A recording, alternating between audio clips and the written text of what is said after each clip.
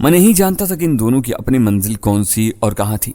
ताहम मेरी वजह से वो पहले फुल्ला बस्ती जा रहे थे। वहां बकौल भोला के उसका दूर के रिश्तेदार का कोई अजीज रहता था। उसकी वहां खाद की दुकान थी। अभी मुझे उसकी कोई तफसील मालूम नहीं थी। वो हमारी कुछ मदद कर सकता था। मैं मोड़े पर बैठा इन्हीं सोचों में गलता था।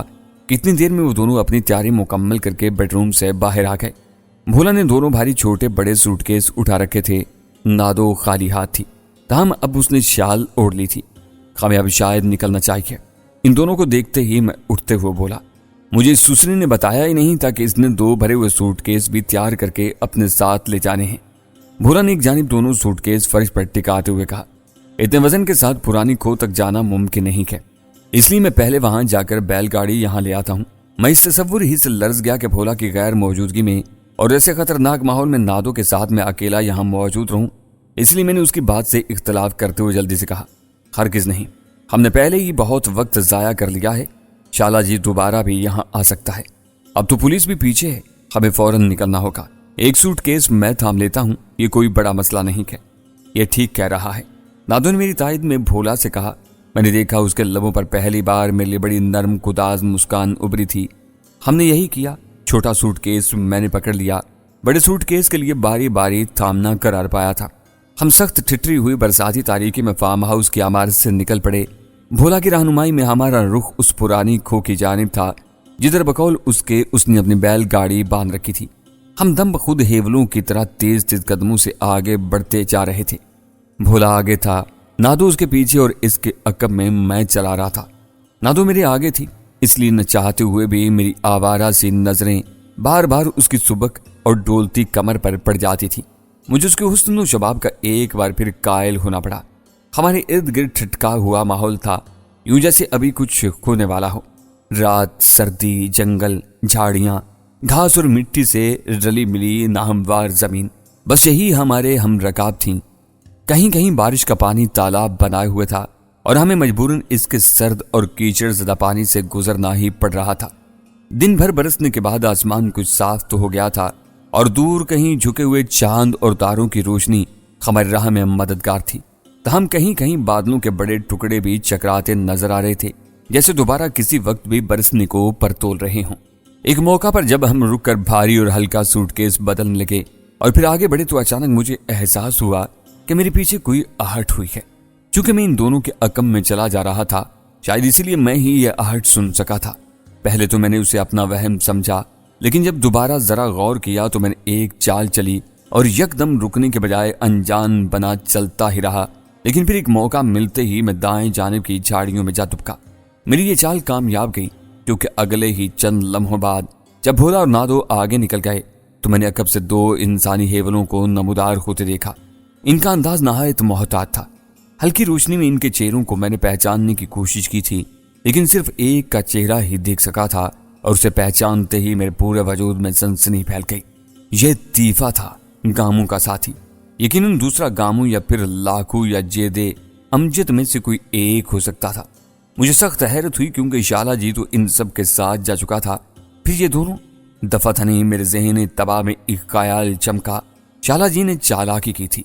यूं उसने या तो किसी मकसद की खातिर जाते वक्त अपने 2 गुर्गे खुफिया तौर पर फार्म हाउस के बाहर कहीं तैनात कर दिए थे, या तो उसे नादो पर शुबा था, या फिर यूं ही उसने ये हरकत की थी। एक जरा एहतियात के बाद मैं इसी रास्ते पर मोहतात रवि से चल पड़ा। अब सूरत हाल दिलचस्प थी। आगे भोला और नादो थे, अक्कब में दुश्मन और इनके पीछे मैं था। मुझे ऐसा लग रहा था जैसे ये लोग पहले हमारा ठिकाना देखना चाहते हूँ। इसके बाद इनका इरादा शाला जी को खबर करने का था। गोया सूरत हाल एकदम गंभीर हो गई थी, जबकि भोला और नादो इससे बेखबर आगे बढ़ते चले जा रहे थे। अचानक मैं रुक गया और फौरन एक घने दरख्त की आड़ में चला गया, क्योंकि मैंने देखा था कि वो दोनों रुक गए थे। इनके अंदाज से चुकन्नापन जाहिर होता था। तभी तीफे के दूसरे साथी गामू को भी मैं पहचान चुका था। ओए, इनका तीसरा साथी किधर गया? ये तीफा था। तूने गौर किया था कि असल शिकार भी इनके साथ ही था? गामू ने कहा। हाँ, मैं गलती नहीं कर सकता, खुद मैंने उसे देखा था। तीफा यकीन से बोला। कहीं ऐसा तो नहीं कि वो उल्टा हमारी घात में जा बैठा हो, या फिर वो इन दोनों को धोखा देकर अपना रास्ता बदल कर कहीं और निकल गया हो? तू इनके पीछे जा, बहुत आम शिकार हैं ये। नादो और भोला आगे ना निकल जाएं, वो भी जरूर चौंकेगी। पता लग जाएगा। तीफे ने बड़े पते की बात की थी। गामू आगे बढ़ गया। तीफा वहीं खड़ा लोमड़ी जैसी नजरों से इधर उधर देखने लगा। फिर यकलखती उसका एक हाथ लिबास के अंदर रेंग गया। जब दोबारा वो बाहर आया तो इसमें एक पिस्तौल चमक रहा था। मैंने होंठ भींच लिए। फिर वो इस सिम्मत पड़ने लगा जिधर मैं एक दरख्त की आड़ दिए उसकी घात लगाए बैठा था। वो जैसे ही मेरे करीब से गुजरने लगा, मैंने उस पर जस्त लगाई। दूसरी कोशिश मेरी यही थी कि मैं उसके पिस्तौल वाले हाथ पर भी ठोकर मार दूं। मेरी ये दोनों ही कोशिशें बारआवर साबित हुई। मेरे वजन तले वो नीचे गिरा और पिस्तौल भी उसके हाथ से छूटकर घास फूस वाली जमीन में कहीं गायब हो गया। सूटकेस मैंने दरख्त के तने के पास ही रख दिया था। इधर संभलते ही मैंने उसकी ठोड़ी पर मुक्का रसीद कर दिया। उसके हल्क से ऊक की आवाज खारिज हुई। वो मछली की तरह तड़पा, लेकिन मैंने उसे गिरफ्त से निकलने का मौका ही नहीं दिया और अपने दाएं हाथ की कोहनी उसकी नाक पर रसीद कर थी। वो हल्के बल चीखा। ये उसकी चालाकी थी, तकलीफ बर्दाश्त करने की चीख थी या फिर अपने साथी को बाखबर करने की। वक्त नहीं था। मैंने उसकी कनपट्टी पर घोंसा रसीद किया तो वो ढह गया। मैंने तारीकी में जल्दी जल्दी उसका पिस्तौल तलाशने की कोशिश की, मगर वो मिल नहीं सका। नाचार सूटकेस उठाए मैं आगे बढ़ गया। मुझे यकीन था कि आगे चंद कदम के बाद मेरा टकराव गामू से भी मुमकिन है। तीफे की चीख की आवाज यकीनन सुनी गई होगी। भोला और नादो भी चौंके बगैर नहीं रह सके होंगे, बल्कि इन्हें अब तक मेरे पीछे रह जाने का भी इल्म हो चुका होगा। इसी वक्त गोली चली। धमाके की आवाज ने मुझे बुरी तरह ठिठका दिया। अब धीमे चलने का कोई फायदा नहीं था। मैं दौड़ पड़ा। मेरी सांसें फूलने लगीं। सामने घास और भुरभुरी मिट्टी का मुख्तसर मैदान आ गया। इसके वस्त में पुरानी बावली बनी हुई थी और अक्कम में खुदरू झाड़ियां नजर आ रही थीं। भोला और नादो को मैंने वहां हैरान परेशान पाया। वो यकीनन मेरी गैर मौजूदगी पर फिक्रमंद थे, मगर मुझे देखते ही इनके मुस्तरिबुल हाल चेहरों पर रौनकें तोड़ गईं। ये गोली किसने चलाई थी? मैं इनके करीब पहुंचकर हाँफते हुए बोला और इतराफ में देखता रहा। गोली की आवाज तो हमने भी सुनी थी, भोला बोला, पर इससे पहले चीख की आवाज भी आई थी। शुक्र है तू खैरियत से है। नादो मेरे हाथ में पकड़े सूटकेस को देख रही थी। इसे इसकी तसल्ली थी, मेरी नहीं। कामों किधर गया? मैंने इधर उधर देखते हुए कहा। वो और उसका साथी तीफा हमारा पीछा कर रहे थे। मैं रुक गया था और तीफे पर हमला करके उसे बेहोश कर दिया। जब गामू के पीछे गया तो गोली की आवाज आई थी। ओहो, यह बात थी, भोला के मुंह से निकला। शक तो मुझे भी पड़ा था, लेकिन लगता है फिर गामू हवाई फायर करके भाग निकला है। उसे तेरा खौफ होगा। वो जानबूझकर मैदान छोड़ गया है, नादो बोली। मैं और भोला उसकी तरफ तकने लगे। वक्त अब बिल्कुल नहीं है।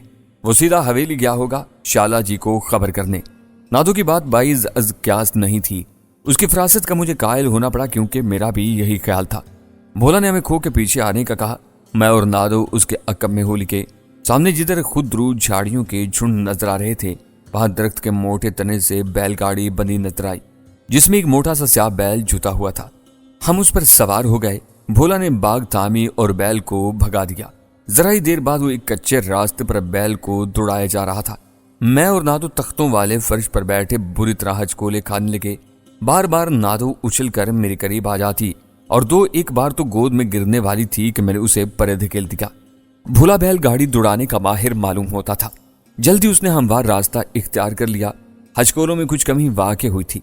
रात, सर्दी और जंगल के कच्चे बल खाते रास्ते पर बैलगाड़ी का सफर जारी रहा। सूटकेस दोनों 24 तख्ते पर रखे थे, जिन पर नादो ने हाथ रखा हुआ था कि कहीं हचकोलों से खिसक कर नीचे ही न जा गिरे। सिरे पर मैं बैठा था।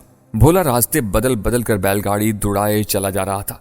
कभी तो सिर्फ घास वाले मैदान में चल पड़ता, तो कभी मिट्टी के टीलों के दरमियान से रास्ता बनाता आगे बढ़ता।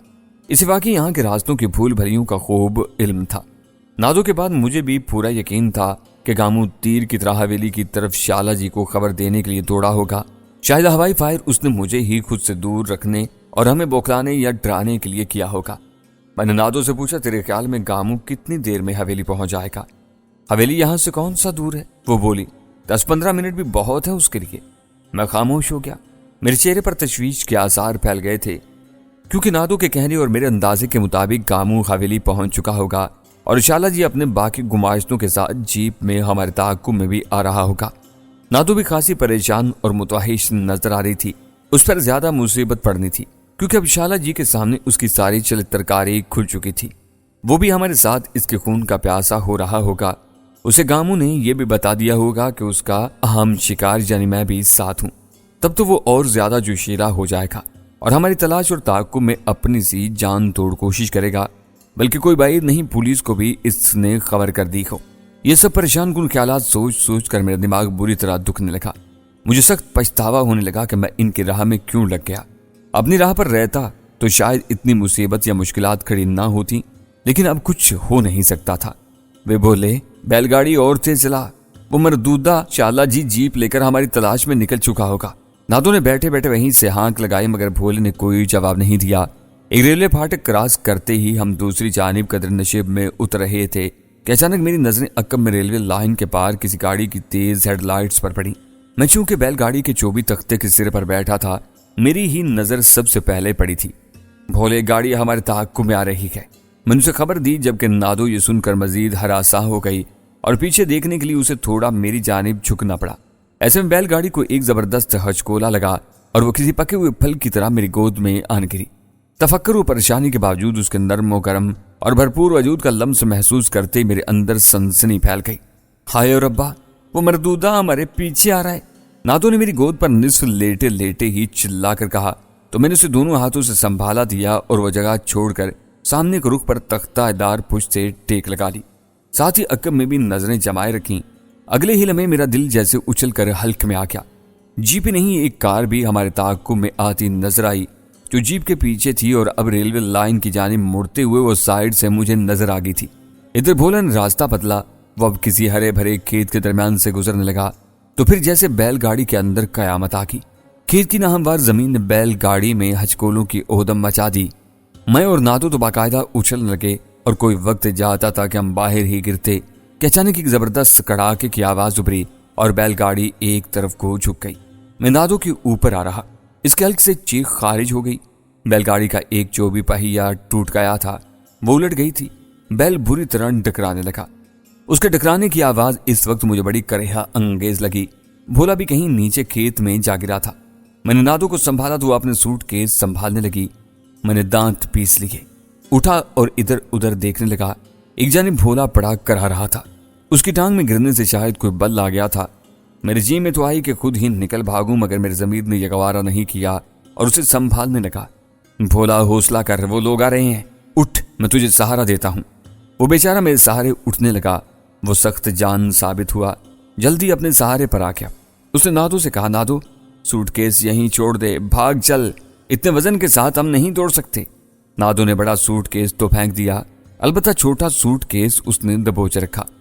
ये वही सूटकेस था जिसमें उसने अपनी बुगची का सामान मुंतकिल किया था और वो ये हवेली से निकाल कर लाई थी। हम तीनों तारीकी में खेत के अंदर ही दौड़ने लगे। ऐसे में अचानक हम पर गाड़ी की ताकत और हेडलाइट्स पड़ी, साथ ही हार्न भी बजने लगा। एक अदद हवाई फायर भी किया गया। ये सब हमें बौखलाने और परेशान करने के लिए था। ताहम खतरा था कि हम पर गोलियों की बौछार भी हो सकती थी। इधर शायद भोला की टांग में अकड़न मौजूद थी। वो फिर गिर पड़ा। नादो रुक गई।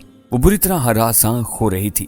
वो समझती थी कि चाला जी का इस पर ही सबसे ज्यादा कहर टूटेगा, क्योंकि उसने उसे धोखा दिया था।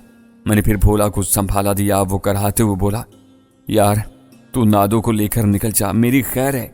उसकी सांसें तेज चल रही थी। नहीं भोले, ये कैसी बातें कर रहे तू, मैं तुझे इन भेड़ियों के नरगे में नहीं छोड़ सकता। मैंने फूली हुई सांसों के दरमियान कहा। नादो रोने लगी। जिद मत कर यारा, भोला कराहा। इसी वक्त जीप के कहीं करीब ही रुकने की आवाज उभरी और साथ ही किसी की रोबदार और करख्त ताहकमाना आवाज उभरी, और जे दे लाखू जौरे, वो इस तरफ गए हैं। ये शाला जी की आवाज थी। वो सर पर पहुंच चुके थे। मैंने जल्दी से भोला को सहारा देकर उठाया। अपने अकम में एक से जायद आदमियों के बोलने और चिल्लाने की आवाजें आ रही थी। इन्होंने टार्चें भी ले रखी थी और यकीनन इनके पास असलहा भी होगा। एक बार फिर गोली चलाई गई। मैं भोला को सहारा दिए आगे बढ़ रहा था। कोशिश यही थी कि जल्द से जल्द किसी करीबी आबादी या महफूज गंज में जा दबूं, लेकिन मैं कौन सा इस इलाके से वाकफियत रखता था। इसी वक्त मुझे ठुड्डा लगा। मैं बहका। भोला मेरे सहारे से आजाद होकर गिर पड़ा। मैं भी उसे संभालने के लिए आगे बढ़ा ही था कि अकब से कहर आलूद आवाज में खबरदार किया जाने लगा, रुक जाओ, तुम लोग देख ली गए हो, अब बच कर नहीं जा सकते। ये शाला जी के किसी गुमाइश्ते की आवाज थी। नादो खेत की कच्ची नाहमवार जमीन पर बैठी सूटकेस खोलने लगी। मुझे उस पर गुस्सा आया कि ऐसे खतरनाक वक्त में उसे सूटकेस खोलने की क्या सूझी, लेकिन अगले ही लम्हे में हैरान रह गया। उसने सूटकेस के अंदर से जब हाथ बाहर निकाला तो इसमें एक खतरनाक और लंबी नाल वाला रिवाल्वर चमक रहा था। मेरे देखते ही देखते उसने मेरे अक्कम में किसी को निशाना लेकर फायर कर दिया। एक लर्जा देने वाली चीख मेरे बिल्कुल अक्कम में उभरी और मैंने किसी को धप से पक्की फसल पर गिरते देखा। नादो की बहादुरी और चाबक दस्ती पर लम्हा भर को मैं शशतर रह गया। इसी वक्त नादो चिल्लाई, भोले को संभाल, मैं पीछे देखती हूँ। मेरे अंदर बिजली भर गई। मैंने भोले को संभाला देकर दोबारा उठाया और चल दिया। दाएं बाएं खड़बड़ उभरी और इसके साथ ही चांदनी में मुझे दाएं बाएं से 2-3 मुसल्ला अफराद नमूदार होते हुए दिखाई दिए। मैं रुक गया। नादो ने इन पर अंधाधुंध गोलियां चला दी। एक चीख मारकर गिरा। मैं भोले को संभाले नहायत फुर्ती के साथ बाएं जानिब की खड़ी फसलों में चला गया। नादो हमलावरों के रहमो करम पर थी, लेकिन मुझे तसल्ली थी कि उसके हाथ में पिस्तौल था जबकि मैं निहत्था था। तभी मुझे याद आया कि भोले का ही एक शिकारी खंजर मेरे पास था। इसी वक्त नादो की चीख उभरी। मैं बुरी तरह चौंक पड़ा। नादो खतरे में है यार संगी, खुदा के लिए इसे इन भेड़ियों से बचा ले। भोले ने मेरी मिन्नत की। मैंने भोले को वहीं छोड़ा और खंजर निकालकर हाथ में तोलते हुए खड़ी फसल के उस गोशे से तलू हुआ तो देखा 2 अफराद नादो को जदोकोब करने में मसरूफ थे। मैंने पहचान गया, ये जेदा और लाकू थे, जबकि तीफा नादो की गोली खाकर एक तरफ जख्मी पड़ा कर रहा था। जेदा और लाकू वही थे जिन्होंने फौजिया और राहिला को भी धोखे से यरमाल बनाने की नाकाम कोशिश की थी। इन्हें देखकर मेरी आंखों में खून उतर आया। इनके कांधों पर राइफलें झूल रही थीं और वो दोनों नादो को काबू करने में मसरूफ थे। दूसरी जानिब शाला जी किसी वहशी भैंसे की तरह टकरा रहा था। मैंने खड़ी फसलों और नीम तारीकी का फायदा उठाते हुए इन दोनों खबीसों की जानिब पेशकदमी की और इनके सरों पर जा पहुंचा। वो मुझे अचानक किसी भूत की तरह अपने इस कदर करीब नमूदार होते देखकर एक लम्हे के लिए तो भोंच कर रह गए। तभी ही मैंने हाथ में पकड़े हुए खंजर का वार लाकू पर किया। निशाना उसकी गर्दन थी, मगर वो भी एक काया निकला। इस नादो को छोड़कर वार से बचने के लिए यकदम झुकाई थी। इसमें कुछ मेरी भी फुर्ती कम और एहतियात का ज्यादा दखल था, क्योंकि नादो को उसने दबोच रखा था और मुझे डर था कि कहीं चाकू उसकी बजाय नादो को ही न लग जाए। नतीजतन चाकू लाकू की गर्दन के बजाय उसके कंधे में पवस्त हो गया। वो ज़बह किए हुए बकरे की तरह चीखा। ऐसे में नादो पर उसकी गिरफ्त ढीली पड़ी। उसने भी जेदो को लात रसीद कर दी। निशाना उसका सुच्चल और सोचा समझा था, यानी नाव के नीचे वाले नाजुक मकाम पर जेद की आंखें फैल गईं और वहीं पेट पकड़े झुकता चला गया। यही नहीं, नादो ने उसके झुके हुए चेहरे पर दूसरी लात भी रसीद कर दी। न जाने वो इस पर अपना कौन सा गुस्सा निकाल रही थी। जेदा पीछे की जानिब उलट गया तो वो एक जानिब दौड़कर झुकी और जब सीधी हुई तो वही लंबी नाल वाला खतरनाक पिस्तौल उसके हाथ में चमक रहा था। मैं भोले की जानिब लपका। नादो मेरे पीछे थी। भोला अपना सहारा लेने के लिए खड़ा हो रहा था कि अचानक गोली चली। मैं नीचे गिर गया। नादो पिस्तौल हाथ में थामे इधर उधर देखने लगी। मैंने भोले के हल्क से करनाक चीख निकलती हुई सुनी और मैं सन्नाटे में आ गया। नादो जोर से चीखी थी। इसकी चीख में गम और दुख के साथ तैश का मिला जुला उनसर भी गालिब था। नादो और मैंने बैक वक्त भोले को सीना पकड़कर दोबारा गिरते देखा। फिर नादो और मैंने गोली चलने की सिम्मत देखा जहां जहूरा राइफल पकड़े खड़ा था और उसके साथ ही शाला जी भी मौजूद था। इन दोनों के चेहरों पर फाहतियाना और सफाकाना मुस्कुराहट थी। नादो ने उस पर गोली चला दी। न जाने इसने दोनों में से किसका निशाना लेने की कोशिश की थी। ताहम इसका पिस्तौल बड़े भयानक अंदाज में गरजा और जहूरे को आवाज निकालना भी नसीब नहीं हो सका। वहीं राइफल समेत गिरा और ढेर हो गया। शाला जी ने फौरन अपनी डब से रिवाल्वर निकाल लिया, लेकिन नादो पर जैसे जनून तारी था, उसने इस पर भी फौरन गोली चला दी जो शाला जी के दाएं शाने में लगी और वह वहीं गिर पड़ा। फिर मैं और नादो आखिरी सांसें लेते हुए भोले की जाने पड़े। वो सख्त जान कुनी के आलम में था और शायद हमारा ही इंतजार कर रहा था, मगर उसे कुछ कहने का मौका नहीं मिल सका। गोली उसके बाएं जानिब सीने पर ऐन दिल के मकाम पर लगी थी और उसने वहीं दम तोड़ दिया। हाय मेरे मौला, ये क्या हो गया? नादो ने 2 हथड़ अपने सीने पर मारे। एक हाथ में पिस्तौल भी हनूज दबा हुआ था। खुद मुझे भोले के इस तरह हलाक होने का शदीद कल्क हुआ। यकीन नहीं आ रहा था कि थोड़ी देर पहले हमसे हंसता खेलता जिंदा दिल और जीदार भोला इस तरह भी हमसे हमेशा के लिए रुखसत हो सकता है। हालांकि मुझे उससे मिले हुए वक्त ही कितना बीता था, यही चंद एक घंटे, मगर उसकी अदाए दोस्ताना ने मेरे अंदर उससे खास किस्म का लगाव पैदा कर दिया था।